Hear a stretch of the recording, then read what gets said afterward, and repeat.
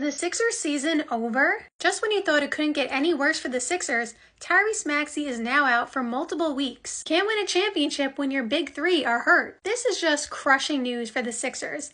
Tyrese Maxey, we know, has blossomed over the last couple of seasons, especially since James Harden has been gone. And the timing could not be any worse because they have started the season very slow. They have only won one game, maybe two, but no more than two. Paul George was out for a while. He just came back. He only played 2 games so far. And unfortunately, Tyrese Maxey is now out. Guess what? Joel Embiid hasn't played a game yet either. He is supposedly going to return against the New York Knicks, which is coming up soon. But now, even though Embiid and Paul George are back, Tyrese Maxey is out. They just can't be fully healthy. If it's not one of them, it's the other one. Like, this is crazy. And just look at these numbers, by the way. Embiid has missed 204 out of the 637 possible games during the past 8 seasons. And I always say this, injuries are not a player's fault. Like, if your body is just injury prone, and we've seen it throughout NBA history, you know, most notably Kawhi, especially, you know, people see that he's hurt almost all the time at this point. But it's not like Kawhi is making himself get injured. You know what I mean? So for Embiid, it's kind of the same thing. He's not making himself get injured. He just unfortunately has the injury bug. So I'm not blaming him for getting injured. But that's a staggering number. And we saw that they are, you know, going to try to load manage him, so to speak, this season. He's not going to play in any back-to-backs. And so hopefully that keeps him healthy for the playoffs. But back to Tyrese Maxey. This is why it is such a wild and just inconvenient, you know, occurrence. As we just discussed, Embiid, injury prone. He has gotten injured a bunch throughout his career. Paul George, at this point, is injury prone as well. He was pretty healthy last season, but prior to that, he was, you know, missing a ton of games with the with the Clippers. Tyrese Maxey is still young, so he hasn't had as much time in the league as Paul George, but he is not an injury-prone player, at least not at this point, and we hope he never is because Tyrese Maxey is such a good player, and I hope he stays healthy.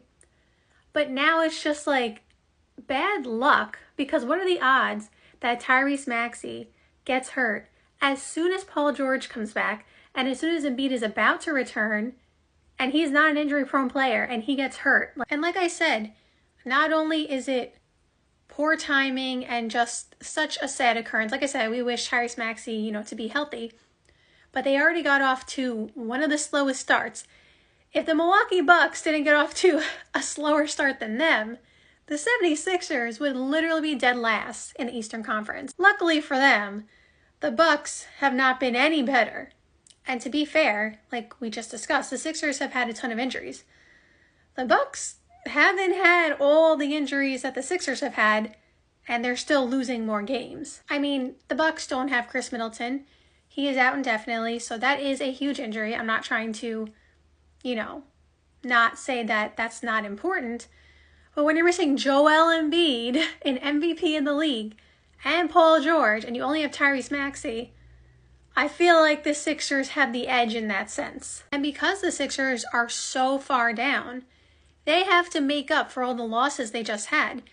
And Tyrese Maxey being out makes it 10 times harder for them to just go on a big run and go on like a 10-game winning streak. Could they do it with Embiid and Paul George? Those are 2 very, very good players. So could they do it? Absolutely. But again, your margin for error is so small with Tyrese Maxey out. Because again, Embiid and Paul George, especially Embiid, are injury prone. And they want to manage their minutes. And if you don't have Tyrese Maxey as your additional scorer and all the things that Tyrese Maxey does, not only is it going to be harder to win games, but you may have to have Joel Embiid and Paul George play a lot more minutes. And you don't want to do that because we're just going back in circles here. You want to manage their workload, but you can't do that because you just lost so many games to start the season because they weren't there. So this is just a circle. It's just like, what is the answer? Because if you do one thing, then it affects the other thing you want to do, but then it affects the other thing they want to do.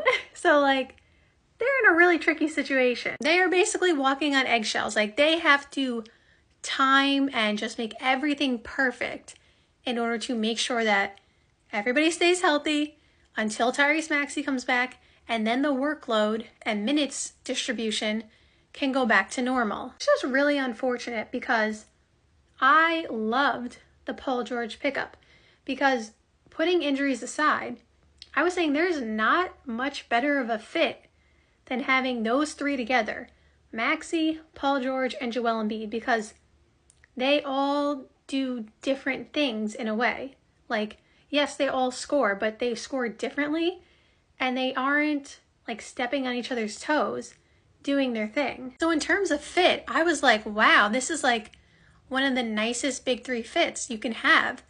And obviously it was going to take some time to build chemistry, but just because of how they fit and the firepower and the defensive ability like of Joel Embiid as well, and Paul George can play some defense, it was going to allow them to win some games that they might not or should not technically win, but based on their talent and stuff like that, they could win. The bright side is that they have all these players under contract for a while. All three of them, like Maxey just got his big extension. We know Paul George just signed with them for like the 4-year max or whatever it was. And Joel Embiid just signed a 3-year extension. So they're all under contract. So worst case scenario, if it doesn't work out this year, they can't stay healthy, you know, all those things, they do technically have time to make it work and even build the bench even more this offseason. But you're running on a short clock because, again, full circle, Joel Embiid, injury prone. And the older you get, it's not likely that you get healthier. And let me use that term lightly, because there are people, like just in regular life, like you could have a really poor diet and poor, you know, exercise regimen in your 20s, and then in your 30s, you turn that all around. So lifestyle, all that stuff. So I'm not saying that in that regard. I'm just saying in terms of if he keeps getting knee injuries, the older he gets, that means the more knee injuries he has, and it makes it harder to recover. So I'm not saying from like, you know, a regular person, like lifestyle diet standpoint. I'm just saying from like the tissue in his knee or his ankle or whatever it is only going to, unfortunately, might, let me use the word might, get worse if he keeps having more injuries. So this is just really unfortunate, and I hope they can all be healthy soon, because I thought this team, I thought they did a really good job not only getting these, you know, three together, but building out the bench where it wasn't super thin. Like they had some quality play, like they have rather, they have some quality players on the bench. So I really hope this team can get healthy so we can see what they can do, because I feel like talent-wise, this team is nice. On paper, we always talk about on paper the team makes sense, everybody fits, it's nice. Is it going to work out? We will have to see, but we hope that everybody gets healthy soon.